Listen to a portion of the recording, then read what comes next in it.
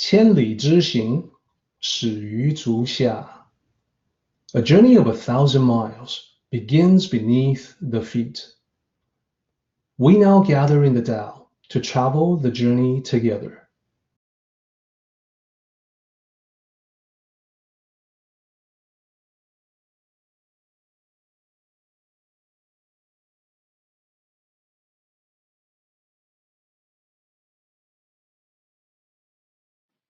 Welcome to Tao Talks with Derek Lin, where we delve deeply into the Tao Te Ching by Lao Tzu.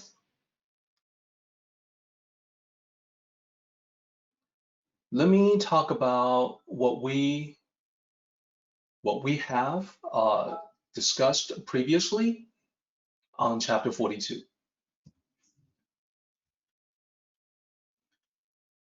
We started out, as usual, with our sectional analysis. We divided up chapter 42 into 3 sections, as you can see, and the details are in the previous recordings. And we got to, last time we were able to get to line 12, right here. So we got this far. So what did we discuss? Well, I wanted to point to the beginning where this chapter talks about Tao produces one, etc. You follow the sequence where numerically it went from 0 to 1, from 1 to 2, and 2 to 3. And then lastly, 3 to myriad things, which in this context will be everything. And what I wanted to do last time was to showcase another way to describe the progression. And this other way is more associated with the I Ching, the Book of Changes. And if you recall, it looks like this. Wuji gives rise to Taiji. Taiji gives rise to the 2 aspects. The 2 aspects give rise to the 4 images. The 4 images give rise to Bagua. Now, a very legitimate question to ask about this particular rendition is, why are some of the terms here, like Wuji, Taiji, and Bagua, but then the other terms, like the 2 aspects, the 4 images, etc., they are translated by meaning rather than by phonetics? The reason is because Wuji, Taiji, Bagua have all made their way into the English language as Taoist jargon. So if you were to look up, as an example, Wikipedia entries on these terms, you will find them. However, you will not likely be able to find many references on what is Liang Yi, the 2 aspects, and Si Xiang, the 4 images. These are not well known. And if you wanted a translation, a rendition that is completely free of the specialized terms, you can look at the text in black that I have here. The oneness of the Tao emerges from limitless infinity. The complementary duality emerges from the ultimate oneness. The 4 images of the Tao emerge from the complementary duality. The 8 trigrams emerge from the 4 images. So overall, what this is depicting in numerical fashion is 0 to 1, same as the first line of chapter 42. And then from 1 to 2, again, following exactly as chapter 42. But then from line 3, it goes from 2 to 4, rather than 42, which is 2 to 3. And then in the 4th line, it goes from the 4 to the 8, rather than from the 3 to everything. So in this I Ching expression of the progression of universal creation from the Tao perspective, sometimes people will add one more line. And that one more line would be 八卦演万物, which means from 八卦, the 8 trigrams, they manifest as the myriad things. And this would be the closest match to the 4th line in the line 40 in chapter 42 of the Tao Te Ching. So then let's go back to chapter 42 and see how we can compare. These are just different expressions of the same idea, from the few to the many. So when we look at the way that it is expressed in 42, in the beginning, from the 0 to the 1, 1 to the 2, 2 to the 3, 3 to the myriad of things, we find that it's actually a pretty good match to describe many processes known to science. So in this particular case, in this particular slide, I'm applying it to life itself, to the origin of life. It's a pretty good match for that. So 0 to 1 would be inorganic to organic, which is lifeless molecules, non-life to living things. And that's all about cell division, cellular reproduction, etc. And you see the symbology on the right-hand side here. And then duality follows. So unity, which is life, going into duality, the genders, that's about 1.2 billion years ago. And then from there, it really took off with biological reproduction, evolutionary changes, leading to what we actually see all around us today. So in the symbology, you'll see that the interplay of the yin and yang, leading to Bagua, representing the myriad things. And previously, of course, in the presentation before the last one, we also talked quite a bit about 42 being the ultimate answer to the question of life, the universe, and everything. So there's a lot of little details that went into that. It's all recorded in the meeting before the last one. Now, sticking to just the last meeting, recap, I want to also bring this back.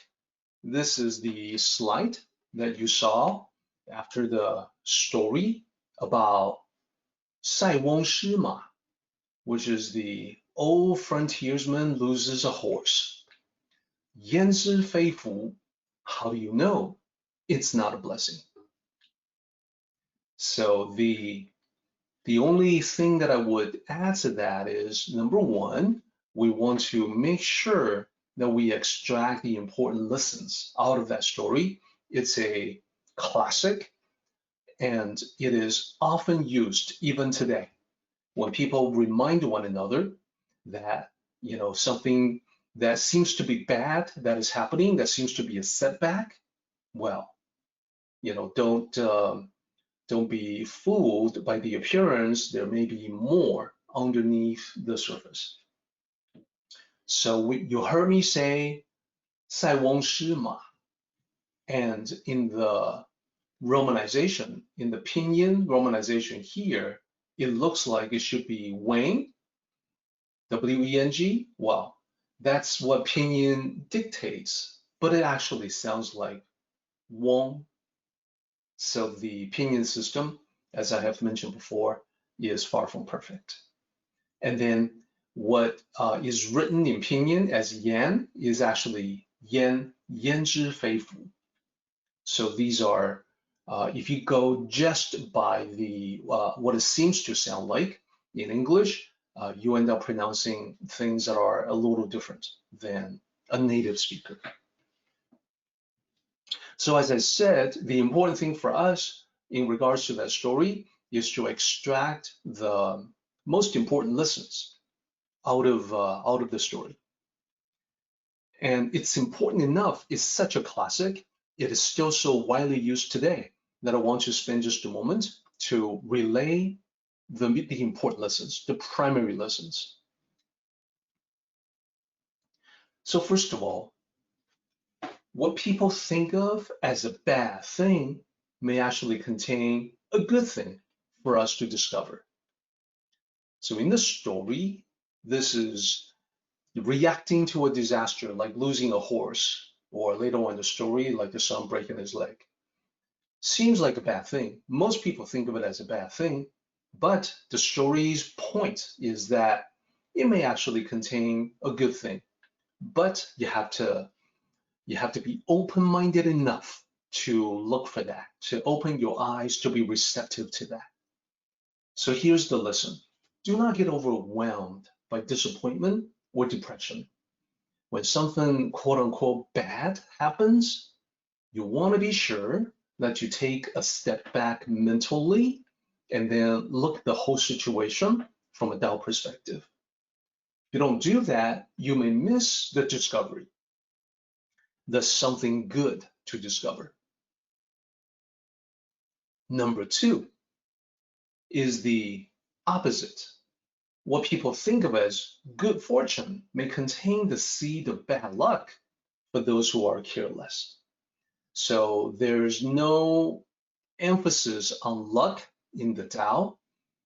When you cultivate the Tao, you begin to see how destiny, fortune, luck are all things that you can determine for yourself. You don't need to leave them to chance. So good fortune may contain quote unquote bad luck for those who are careless, because the lesson is, well, if you lose your head when something good happens, good news, victory, triumph, if you lose your head, that could be dangerous because arrogance and complacency can lead to one's downfall. And literally, something good that happens contains the seed of something bad to come if you succumb to being arrogant and complacent.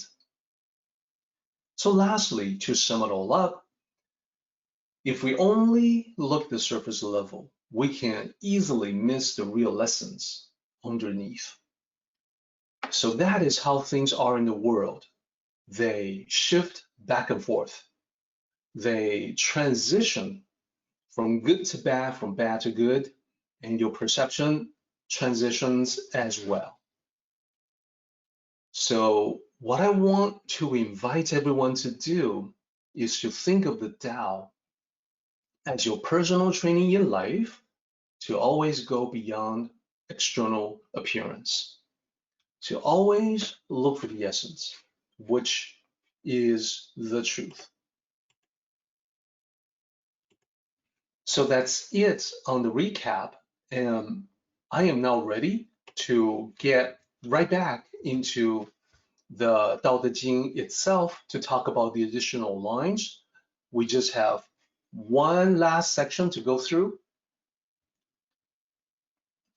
It goes from line 13 to line 16. Just a few lines, but as usual, rich with meaning. So let's tackle that. So first of all, line 13, what the ancients taught. So for those of you who are studying Mandarin, you know that the first character means people or person. So if you were to translate literally, you might think that it should be translated as what other people teach. Now, this is an instance where we have to look at the commentary to understand the context and meaning in ancient times. Those commentary make it clear that 人 in this case refers not to other people or the contemporaries of Laozi, but the people who were ancient to Laozi. So when he wrote this line, he was actually talking about the ancient sages, that is to say, the sages who were ancient to him, just as Laozi is ancient to us.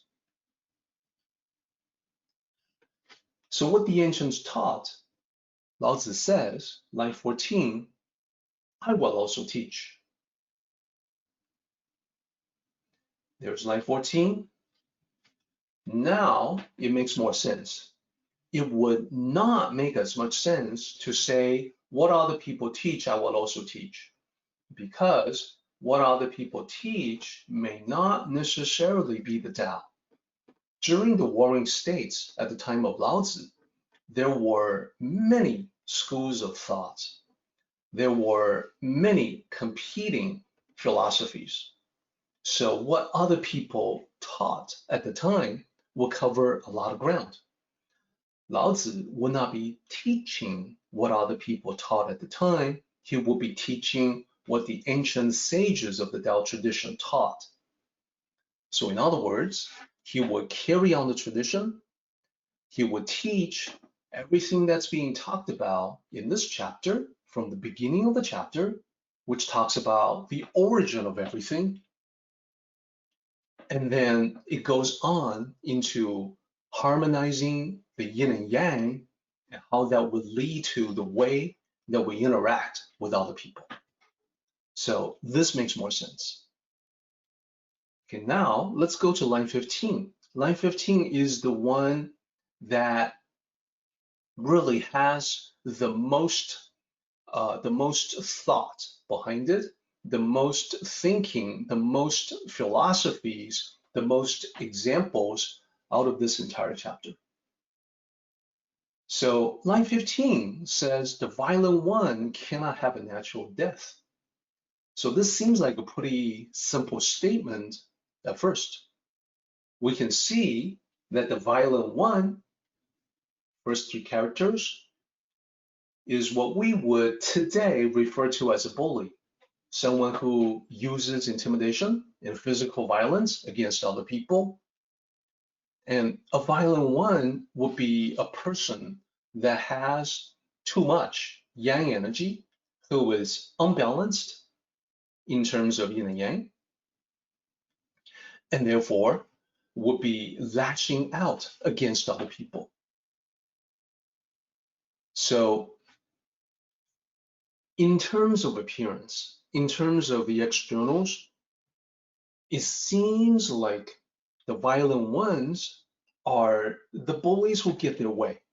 They seem to win, at least by appearance. But now, since we have gone through the story about losing the horse, turning out to be a benefit, and then a disaster again, and then a benefit again, by now we know that appearance can be deceiving. So in actuality, here Lao Tzu is saying that they cannot have a natural death, meaning that they cannot die in peace, that they will die by violence. So this is very similar to the expression here in the West, live by the sword, die by the sword, which is actually from the Bible. Those who use violence will likely come to a violent end. So there's a lot to be said about this. There's a huge amount of wisdom in human traditions, whether East or West, in regards to violence. And it's a common core to humanity because throughout human history, and even now, even today, we have seen and we are continuing to see too many instances where violence has been completely destructive and detrimental. Bad for the individuals who are caught up in it, bad for civilization in general. The flourishing of civilization occurs during times of peace and prosperity. So whether East or West, ancient times or modern times, there are numerous expressions speaking to this topic. Live by the sword, die by the sword, violent ones cannot have a natural end, etc. Many different expressions to talk about the same thing. So I thought it might be a lot of fun for us to go through some together. So I want to put in just a title for this slide called Wisdom, because this is collective wisdom. All of us, every human on this planet, regardless of your background, there's wisdom about violence. There's wisdom about contention, wisdom about the rage that fuels violence, aggression, etc. So here's a quote that I want to share with everyone. Then I'm going to ask, who do you think said it? The quote is, fear leads to anger. Anger leads to hate. Hate leads to suffering. So what I would ask is, well, without using the lifeline to call your best buddy, the Google search engine, can you tell, do you know who said this particular quote? Fear leads to anger. Anger leads to hate. Hate leads to suffering. Was it Lao Tzu?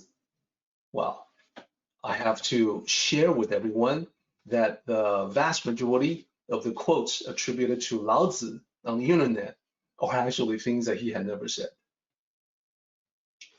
And of course, most people have no way of knowing that. They just have this impression that Lao Tzu must be incredibly wise and ancient, and therefore, must be the one who says certain things. But he actually was not the one to say this quote. Could it be the Buddha? Well, it seems like it could be, because it talks about suffering. And in Buddhism, there's quite a bit of teaching, Buddhist teachings surrounding the concept of suffering, or dukkha in the original Sanskrit. It's actually not the Buddha, although it sounds like it might be from the Buddha. Could it be the Dalai Lama, who is, of course, Buddhist as well? And again, suffering sounds like it might be Buddhism. So I can see that we have a couple of guesses. We have a right guess, we have a winner, and we also have a wrong guess. So here's the answer, everybody. This particular quote is actually from a fictional character. You're a good friend of mine, Yoda, Master Yoda. Now, of course, the fact that this quote is said by a fictional character from Star Wars, that doesn't make it any less valid, because fictional characters have that importance. They reflect at a deep level what we feel in our culture, what we feel collectively. So congratulations to everyone who made the right guess. It's actually Yoda. Here is another quote. This quote, I think, is especially relevant, especially appropriate in these chaotic times. Just like, he who lives by the sword dies by the sword, very similar to that. Hate begets hate. Violence begets violence. Toughness begets a greater toughness. So here, toughness is not in the context of being strong in adversity. Toughness means a harsh treatment of the other side, whatever that other side happens to be. So to be tough, to battle against that, invites further battles coming back in the other direction. So the person who said this also said, darkness cannot drive out darkness. Only light can do that. In a similar way, hatred does not extinguish hatred. Only love can do that. So these are definitely wise quotes. And the question once again is, this light that drives out darkness, this point that we're making, any idea who might have said this? In this case, it is not a fictional character anymore. Very much a living, breathing individual who walked the face of this planet, Martin Luther King Jr. So I wanted to share this quote because it's, like I said, seems rather appropriate. It's sort of like every day we wake up to find the world has gone even a little crazier than before. So I want to share these quotes that they may help. Next, I want to shift from a Western perspective back to the Eastern perspective again, with a common saying in Mandarin that I think you're going to find pretty relevant to this topic too.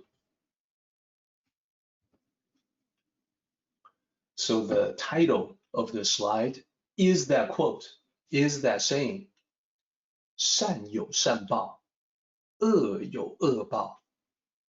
Okay, now we can see there's a bunch of repeating characters, so this should be pretty easy for us to decipher.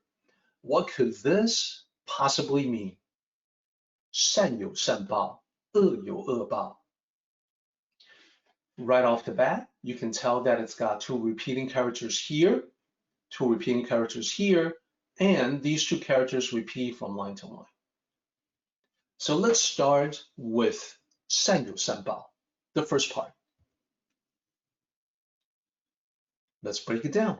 First of all, the pronunciation, 善有善报. And I want to note here that the YOU in pinyin, that looks like you, but it's actually yo in pinyin. So yeah, I know it's confusing, but it's 善有善报. So what does that mean? Let's break down the characters one by one. 善 means good, to be kind, to be a good person, 善.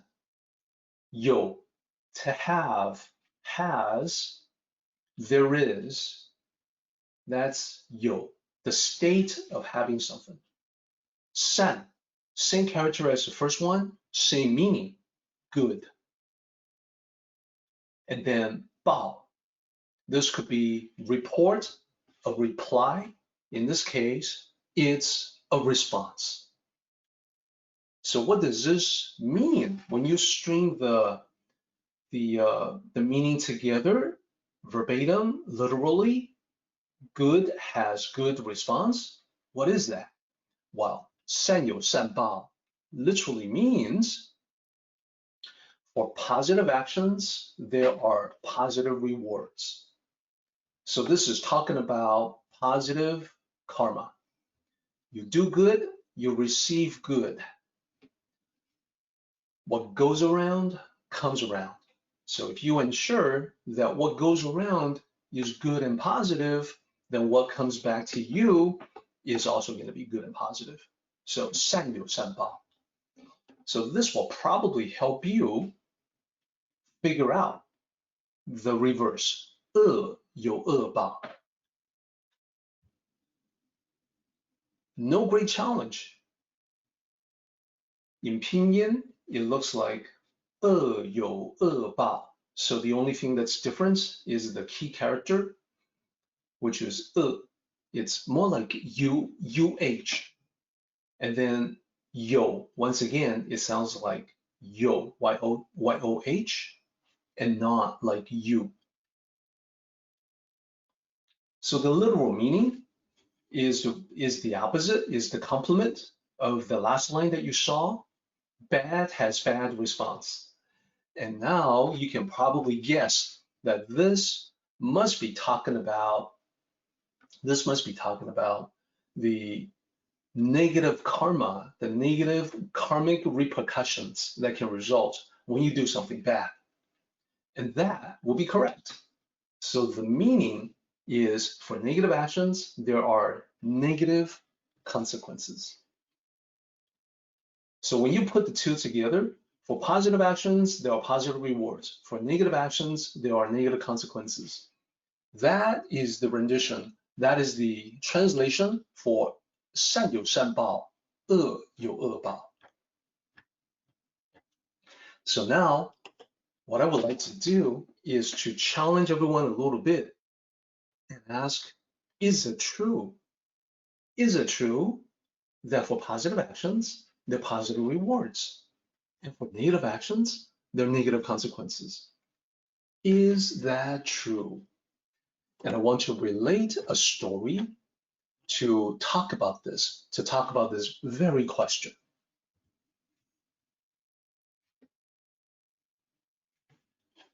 So here's how the story goes. Once upon a time, in ancient China, there was this young, intelligent, inquisitive disciple. He studied the Tao under a great sage. So as he learned from the sutras in his studies, he came across this concept, 善有善报,恶有恶报. And it's a concept that puzzled him. The idea he knew was that, well, the Tao moved in circular fashion. So all things in existence moved in that same circular fashion, including our interactions with other people. Therefore, goodness directed outward would be coming back as karmic rewards. Negativity directed outward would also come back as negative consequences. But he was puzzled by this. So he went looking for the Tao sage. He found the Tao sage outside in the garden. So he approached. He said, Master, I am studying the concept of 善有善报,恶有恶报. I understand it. I understand what it's saying. But I'm not sure it is always true in life. The Tao sage asked, when would it not be true? Give me some examples. So the disciple said, well, Master, I think we have all seen plenty of instances where good people suffer a tragic fate. And also we have seen just as many instances where bad people enjoy the good life, right? Free from the consequences of their actions. And in fact, Master, even for myself, I know there are times when I try to do something good. I try to do a good deed with the best of intentions. What do I get? Well, I don't always get rewarded. I don't always get recognition or praise. No. A lot of times it backfires on me. Sometimes it brings me trouble that I totally do not deserve. So this concept, 善有善报,恶有恶报, it seems dubious. It seems uncertain.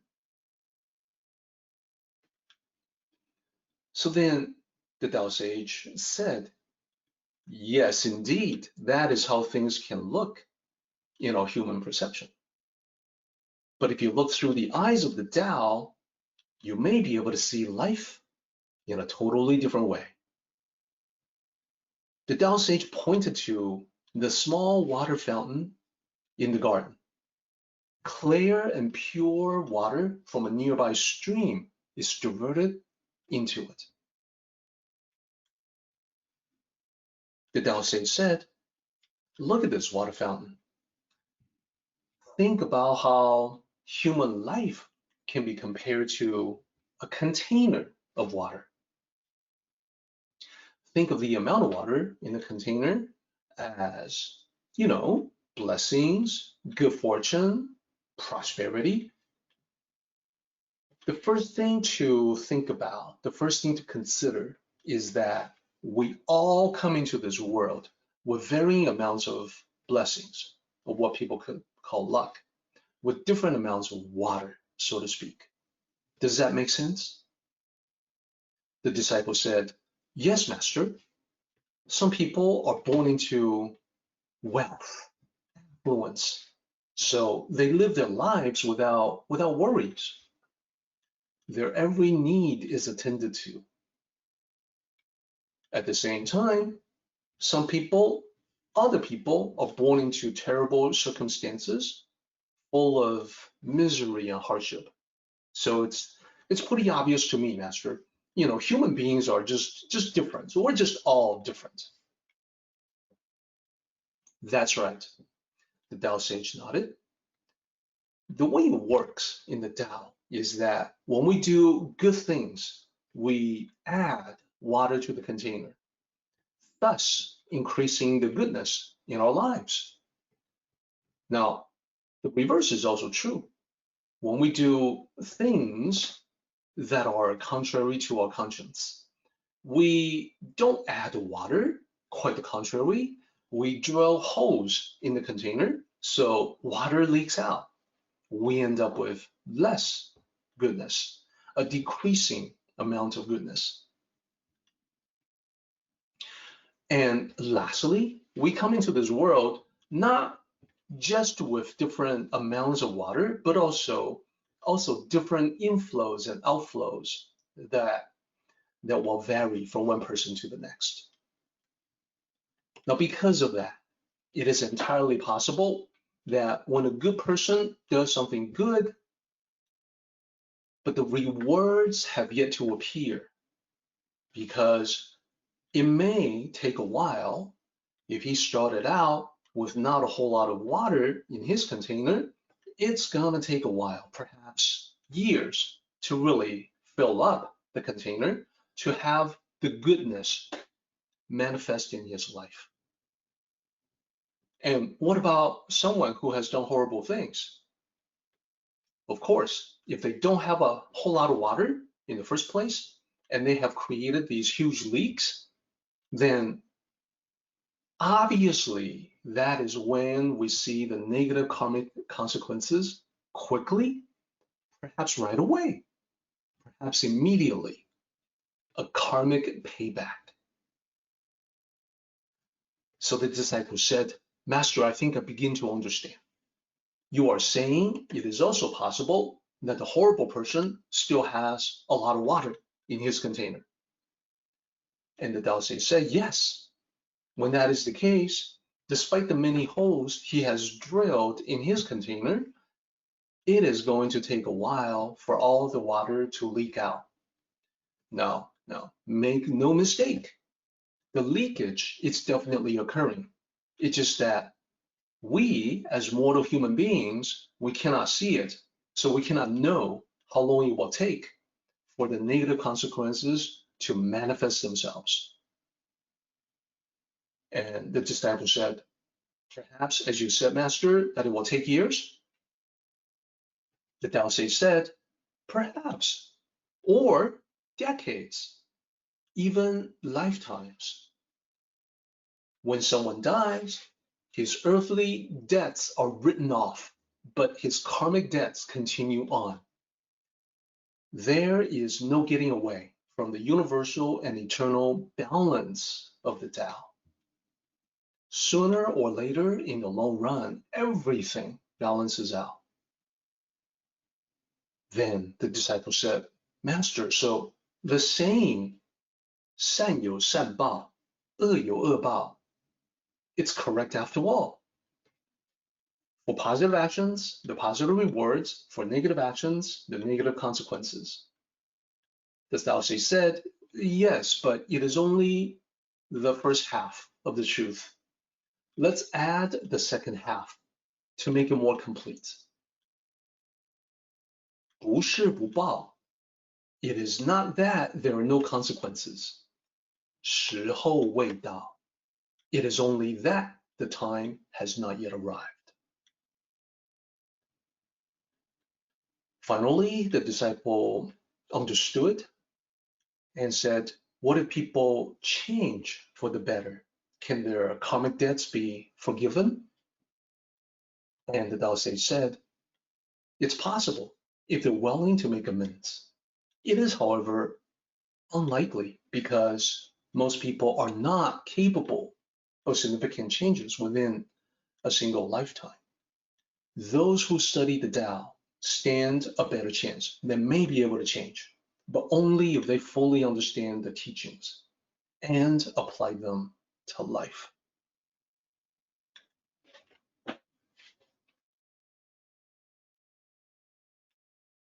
So that is the story of 善有善报,恶有恶报. It's depicting a picture where people coming into this world with varying amounts of water. You know, there's the poverty-stricken, there's the Bill Gates of the world. So in that material regard, in that material sense, it seems as if we are born not the same. But what about egalitarianism? What it so happens that our potential to make changes, what the Buddhists would call Buddha nature, that is clear across exactly the same from one individual to the next. It is equally great in the poorest of the poor as it is in the wealthiest of the wealthiest. So let's take a look at the two additional lines that the sage added to the discussion. 不是不报,时候未到. Let's break them down, same way that we did before. So the pinyin, you will see here, 不是不报. So this is relatively close to the way that it sounds in Mandarin. So literally, you have a character for 不, which is not, is, and then not again, and then the character for reply, report, response. What does that mean? It is not that there are no consequences. So response will be consequences. It's like the reply or the response from karma to individual human actions. Then the next line, 时候未到. Here's the pinyin.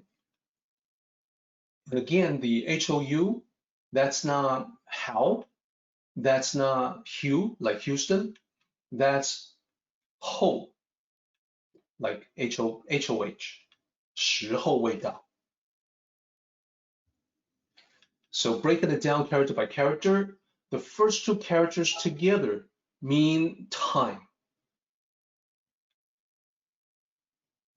So the first two characters mean time, and then we have a character meaning not yet, and then arrive. So all together, string all of them together, we get, it is only that the time has not yet arrived. 不是不报,时候未到. It is not that there are no consequences, it is only that the time has not yet arrived. Now, we can make the picture more complete. At the top of the slide, we have 善有善报,恶有恶报. Now at the bottom, we can have 不是不报,时候未到. Okay, now in relating this particular concept and telling this story, storytellers of the Tao tradition like to also go into the next thing, which is about how to improve one's life. So before we get into that, we should be taking a 5-minute break.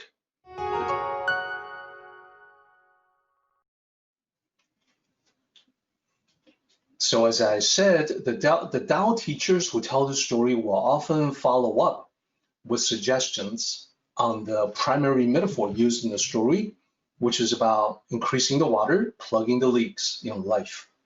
So I want to present them to you as well. 3 ways to increase the water and plug the leaks. First, 学习. Specifically, in this context, so these two characters mean to study. And here, specifically, it's about studying the Tao, studying the sutras, studying the Tao teachings. When we do that, we stand on the shoulder of giants, the giants in this case, meaning the ancient sages, so we can look farther by standing on the shoulder of giants because they are the ones who have figured out the path to enlightenment. They're the ones who figured out the best way to live. So there's no need for us to reinvent the wheel. They have collected their wisdom together in these sutras to share with us. So the first key to increasing the water, plugging the leaks, is to study the sutras, to study the Tao. The second thing that is often suggested by teachers in the Tao tradition is 感恩, which means the practice of gratitude. Never take anything for granted. So if you think about all the people in your life, the people that you love, the people that are your friends, your family, never take them for granted. And oftentimes in the Tao, the suggestion is that if you think about your parents, well, perhaps your parents have made a lot of sacrifices for you. Don't take that for granted. Be grateful for that. And then the third way to increase water and plug the leaks is 突破, which means breakthrough. In this case, personal breakthrough. Personal breakthrough in the path of Tao cultivation. Now, this can be extremely challenging, and I have seen the challenge myself. Some say they practice humility or compassion, but their actions do not reflect their ideals. So I want to give everyone fair warning. You may also find this rather challenging at a personal level. Let me share with you what I mean by that. So one of the important challenges that I have is humility. That is, it's very important to me to practice humility. I know that I need it. I know that it's a must. So because of that, whenever I visit a house of worship, a place of worship, no matter what it is, it could be a church, a temple, synagogue, a mosque, whatever place I find myself in that has the traditional spiritual or religious significance, I want to express my respect to that place. Now, I know that religions in general have been a mixed bag throughout human history. Religions reflect on human beings. Human beings are good and bad. Same thing with religions. We human beings are capable of incredible miracles, but also incredible disastrous behavior. We all know that. Same with religions because they reflect us. But I choose to honor and respect the positive aspects of religions, every religion, regardless of what that may be, because every religious tradition has things that it has done for the betterment of mankind. Therefore, it's never a problem for me to pay respects to any religious practice. Now, because of that, because of my own philosophical leaning and the people that I talk to, hang out with, I am aware of those who say that they practice humility, but then when it comes time to prostrate themselves, to give a gesture of respect, to lower themselves, they will suddenly not be so humble anymore. Oh, no. I will never be subservient to any religious figure. Well, it's the way that you represent the thought in your mind. For me, the gesture of respect is a beautiful gesture. But to them, that same gesture, maybe I lower myself, I become subservient to you, I become follower, I subscribe to everything you say, etc. To me, that is a challenge to the practice of humility. You say that you are humble, but can you actually lower yourself? It's the same thing with compassion. So for me, I know that in this world, I want to minimize my impact. I know that I want to reduce the killing that is done in my name. And I know that when it comes to factory farming, when it comes to the slaughter of animals, I don't want to do it myself. And I don't want other people to do it on my behalf. And therefore, I want to reduce it to the minimum that I can. Now, you know what's coming. I know I have friends who think of themselves as compassionate individual, but they will not do anything to reduce the killing that is done indirectly for them. This can be extremely challenging, not a comfortable thought to dwell on. But as long as we're talking about personal breakthrough, I want to challenge you with these thoughts. And it isn't just all of us who are now talking about this together. It is also, after this is all recorded and posted on YouTube, this is going to be reaching a wider audience. So, not an easy subject. I know there will be people who will be offended by that. And I still have to speak my truth.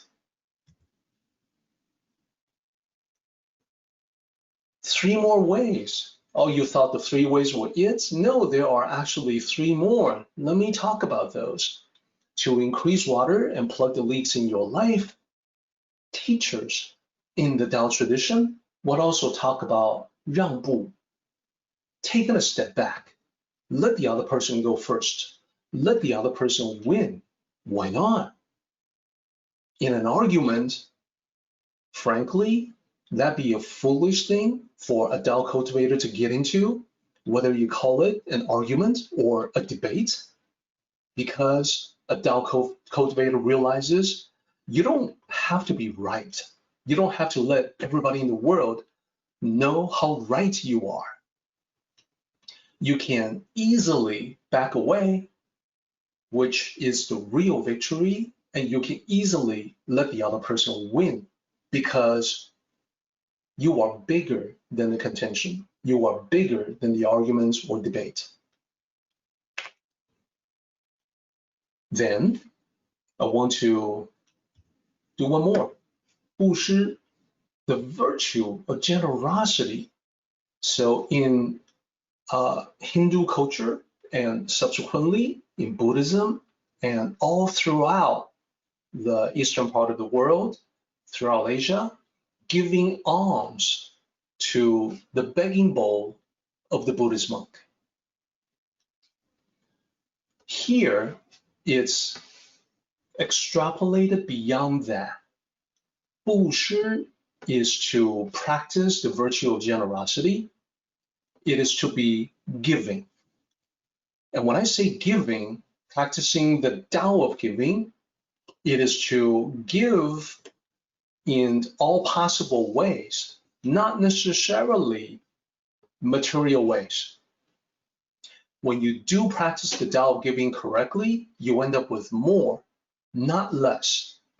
It doesn't have to be something material because why not be giving of yourself in terms of encouragement to other people, in terms of blessings to other people that won't cost anything, and yet it adds value to life.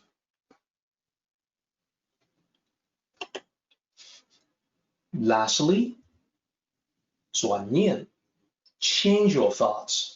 Sometimes one shift in your perspective, that's all it takes. It can make all the difference in the world. So Dr. Wayne Dyer wrote Change Your Thoughts, Change Your Life. That's his book on the Tao Te Ching. It is because throughout his life, Dr. Dyer realized the importance of being able to look at things differently and change your thoughts, to shift your perspective. And in fact, one of his other books is called The Shift. When we went through the story about the old frontiersman losing the horse, that actually illustrates this idea that you can change your perspective on an event The event itself is exactly the same, but the meaning that you perceive, the meaning that you assign to it, can be dramatically different. This theme is central to the Tao. It's a skill in Tao cultivation. So I'm about to relate yet another story to illustrate that, which is very important in the study of the Tao. Before I leave this particular slide, I also want to mention that you can combine one or more of these ways together, two or more of these together, in increasing the water in your life and plugging the leaks. So think about this one example that combines a couple of these together. Think about a dad who was spending time with his young son, just quality time together, father and son. And father challenges the son to arm wrestling, just horsing around. And the dad makes a great show of straining against the smaller arms of the son, only to finally give out and losing, causing all kinds of laughter in the son, having a great time. When you look at this, you know that the dad is letting the son win. Why is he doing that? Well, because he wants to express his love for his child.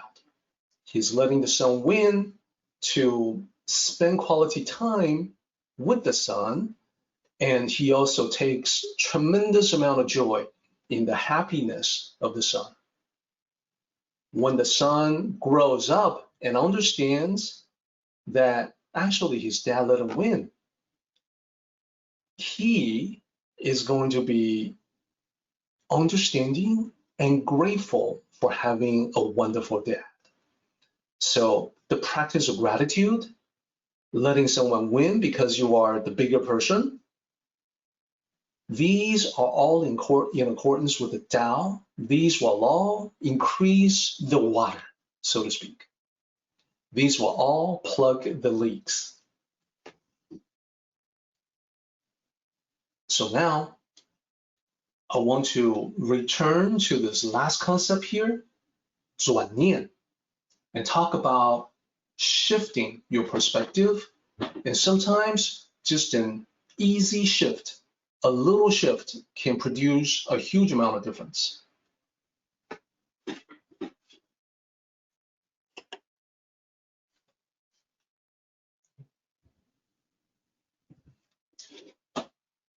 So this is a story from Zhuangzi.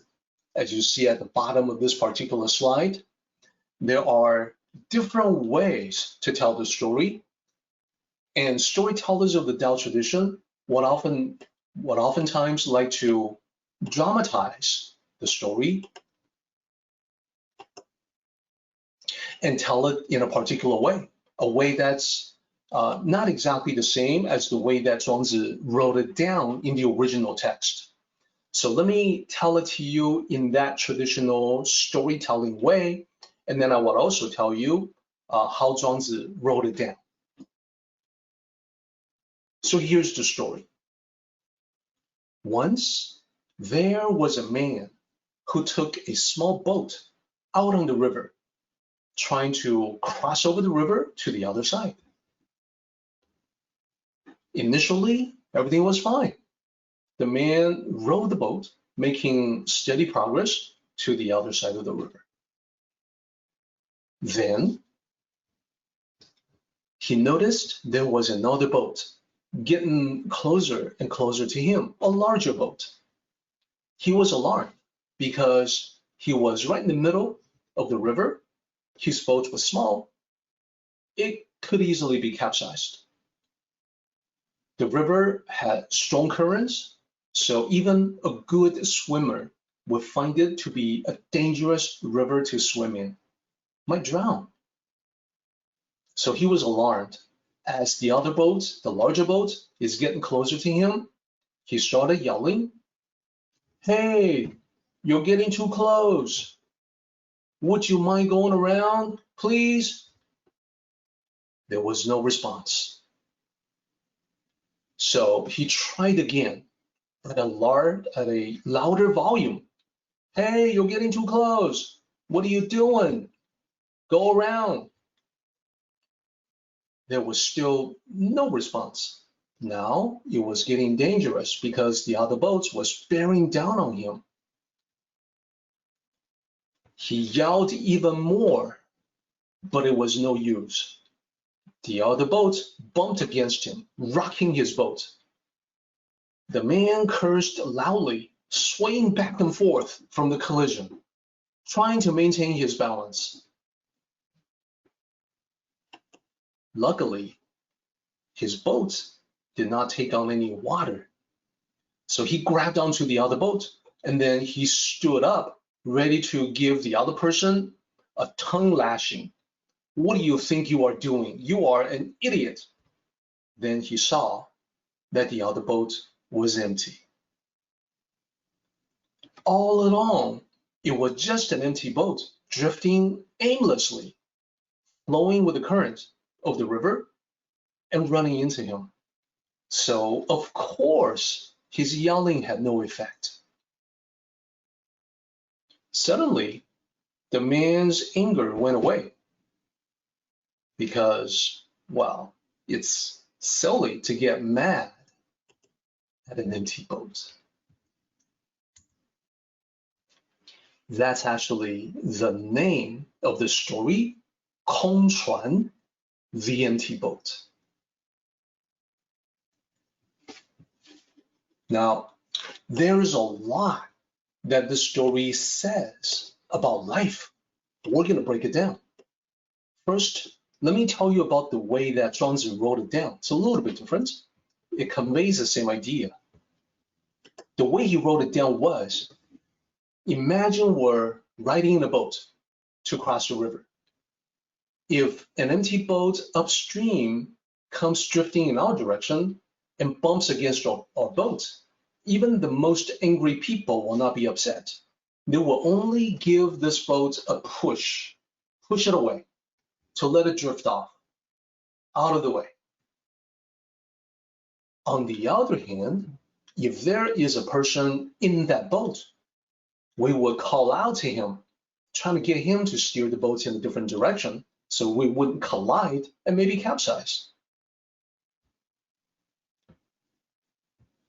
Suppose he doesn't hear us the first time, so we yell out again. If he still doesn't hear us, now we're yelling as loud as possible, but he's still coming closer and closer. In this situation, even the most mild-mannered, even-tempered person will get upset and maybe even curse a lot. So why is there such a difference? With an empty boat, no one gets mad. When there's someone, we get really mad. We get really angry. So think, first of all, about the subtle shift that occurred. The overall event has not changed. A boat came across and bumped against your boat. That hasn't changed. What has changed is what's in the boat. And that somehow leads to a huge amount of difference. So you can shift from anger, even rage, to, oh, is that all it is? Well, I guess it's not a big deal. That is 转念. These two characters, 转 literally means to turn. 念 means thought. Turning your thought, changing your thought, shifting your perspective. And let me present this to you. 转念, 念, as I said, is thought. We have 恶念, which means bad thoughts, negative thoughts, a lot of negative energy.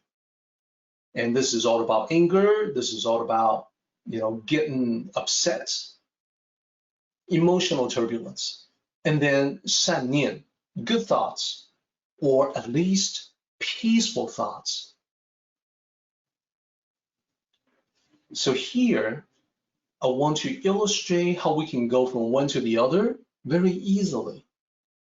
In the story from Zhuangzi, 恶念, the angry thoughts is, who is that idiot? And think about how that's very similar to what we think about when we're driving on the road with road rage. Who is the idiot in that car, right? We find ourselves thinking that, even if we don't say it out loud. So shifting perspective, turning your thoughts into, oh, wait, the boat is empty. It's nothing. Just push it away. Suddenly, there's no anger. Why not? So notice how we get mad at people who should know better. In the context of the story, we think that if there's a person in the other boats, that person should know better than to bump into us. So we get mad. In daily life, we often get mad at people that we think of as, well, they ought to know better. Why do they do that? They should know better than that. We get mad at them. But a shift can occur if we suddenly realize, maybe they just really don't know. Maybe they simply do not know any better for whatever reason. Maybe they don't have the same information that you have. Perhaps they lack your education or your mental brilliance. For whatever reason, they just are not equipped to know better. Now, I mentioned that we say, who's the idiot in that car in a moment of road rage. It's actually something that I wrote about before, about a personal experience that I had getting caught behind a slow driver on the freeway. And, it was a situation where everybody else was going real quickly except the driver in front of me. So I got really upset. I got really mad. But then when I finally had a chance to pass the slow driver in front of me, I turned to look at the driver, thinking I'm going to give him the death glare, right? I'm so mad. And when I turned, I realized that this was an elderly person that I knew and liked. It wasn't a stranger, it was someone I knew. Suddenly, all that anger just went away. So think about this. When there's a stranger in the car, that's like there being a man in the boat. People yell and get mad. But then when I turn and notice that it's actually someone that I knew and liked, it's like the empty boat. That's the empty boat right there. Suddenly, the anger just went away. So from that point on, when I'm caught in road rage again, thinking about the idiots on the road, what I think to myself is, wow, these could be my friends. These could be people that I know, or they can be people that I will have the chance to meet and be friends with at some point down the road. When that is the case, it is not so easy to think about them as idiots.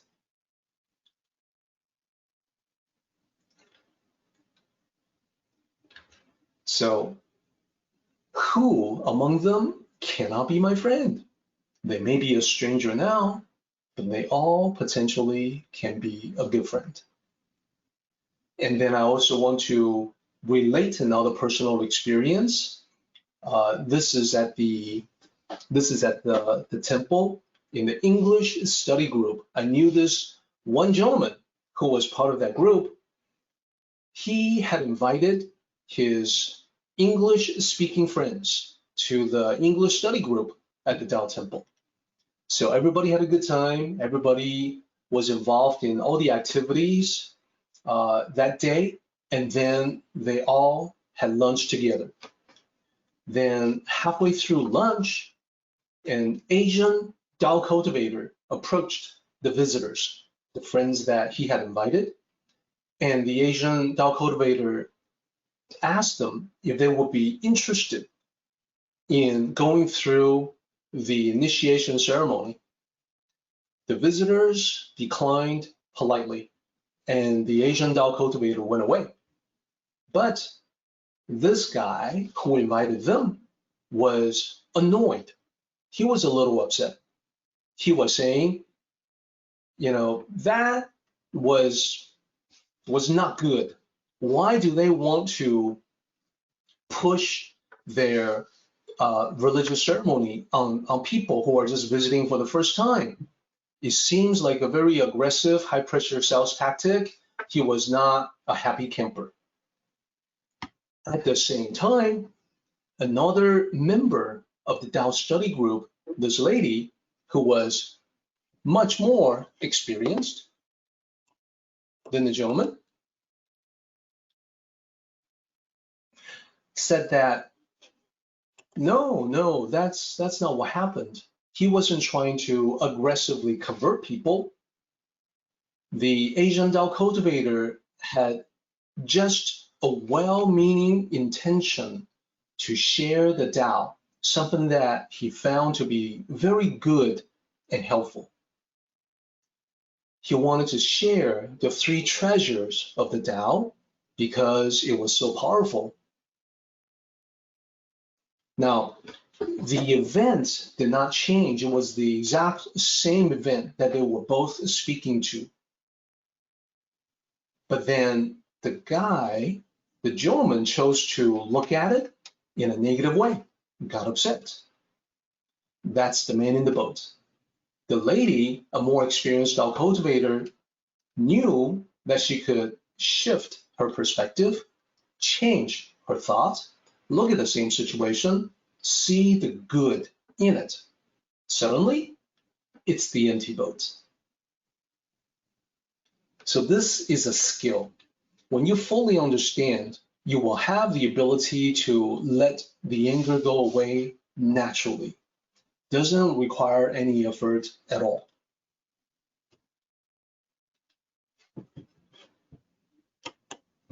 And this is why it's important for us to bring up these examples pertaining to our topic today. Line 15, the violent one cannot have a natural death. So what Zhuangzi has taught helps us bring everything together. We know the Tao of Karma tells us that things will tend to end badly for those who resort to violence. That's just the way it is. If that is the way it is, then do we really need to get upset about it? Those who are violent are like the empty boat, drifting aimlessly, bumping into other boats. There's no measure of intelligent control. If we don't realize the idea behind this Tao teaching, we can spend a lot of energy condemning them and opposing them. Will it really change anything? People don't change, or at least they change very slowly. And the real question is, when you are upset at them, I understand exactly how that feels. I get upset too. But when we get upset, question, are we yelling at the empty boat? Now, we're ready to wrap this up. I think you can see that everything that we're talking about today is central to life, especially applicable to recent events. Tao teachings always tend to have a way to match a real life experience in inexplicable ways. The last line of Tao Te Ching 42 is, I will use this as the principle of all teachings. So let's break it down. Line 16, 吾将以为教父. Literally, character by character, The first character means I. This is the ancient word for I. Second character is will, and then use as teaching father. So last two characters, the very last character means father. Next to last character is to teach. Teaching father, what is that? The rough translation, I will use it as the father of all teachings. So here, the father of all teachings just means the most important or the primary teaching. And this is in a similar context as when we say mothership or motherboard. And during the time of Hitler, Germany was the fatherland. Same idea, father of all teachings.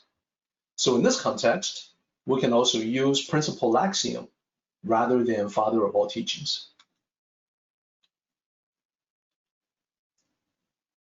So Lao Tzu is expressing here that he too will carry on the Tao tradition and teach what the ancient sages had taught, which is in line 13 and 14.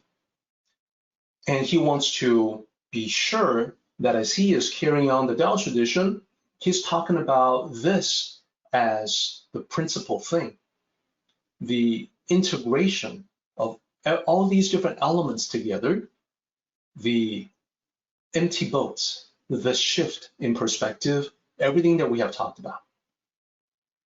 In this particular chapter, it begins with the origin of all things, origin of the universe, and it ends with how we live our lives.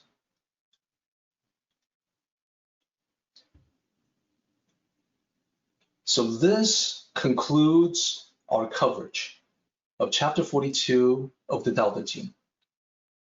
We're now ready for the paraphrase.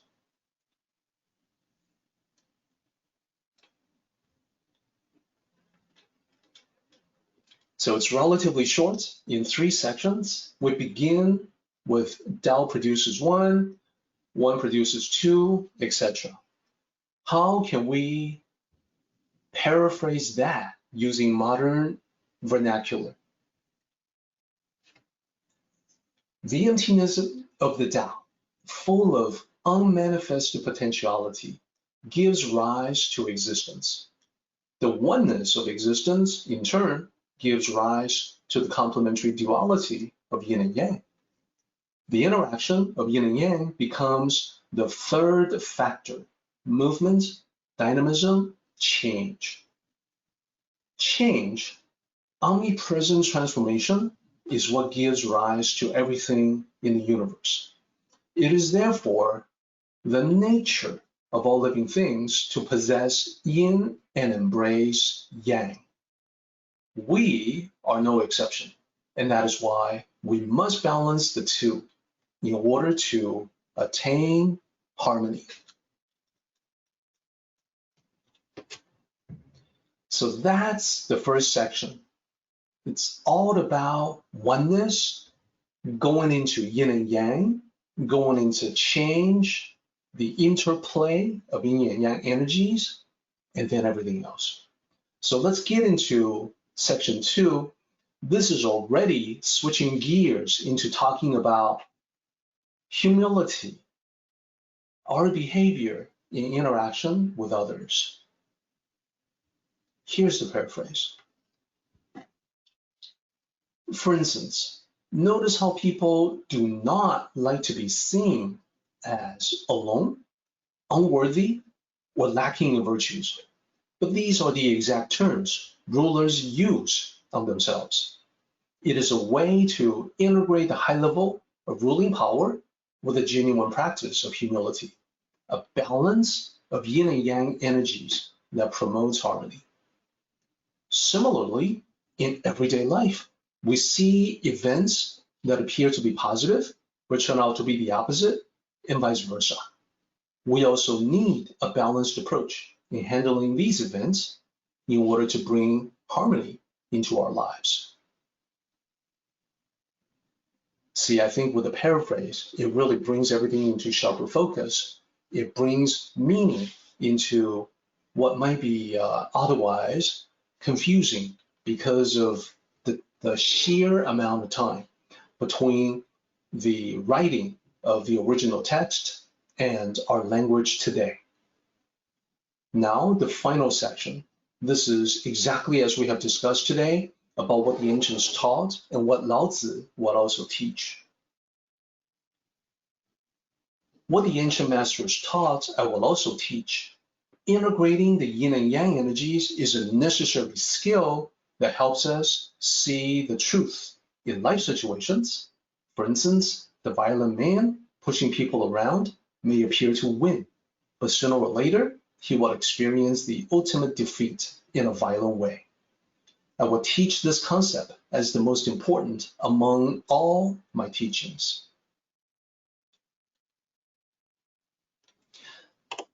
So again, time flies when we're having fun. Already, we are now getting to the summary section, the end of our meeting.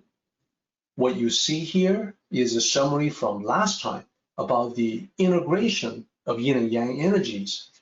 There's also a reminder here in the Chinese text about the story about the old frontiersman losing his horse.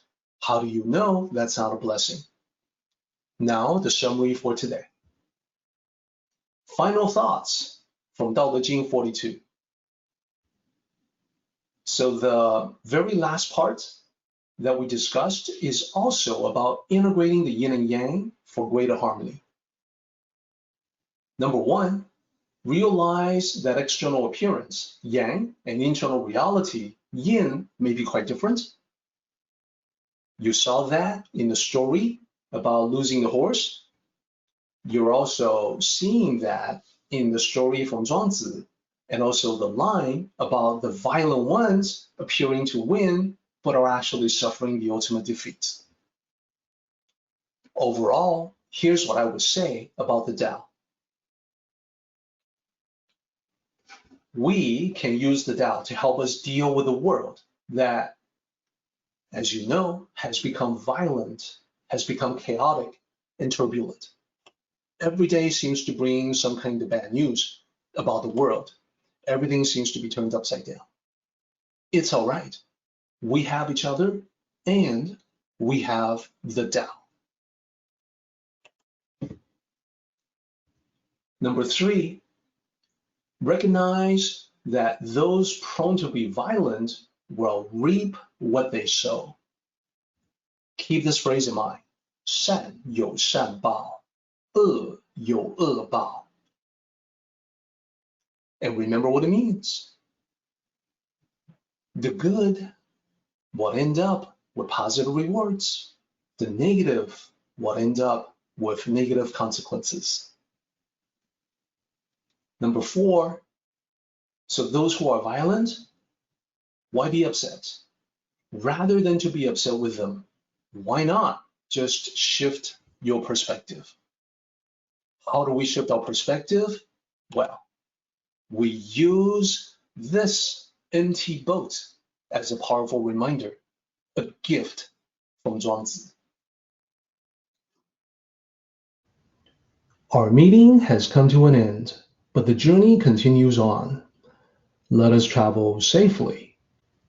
Until next time, may the Tao fill you with peace and happiness.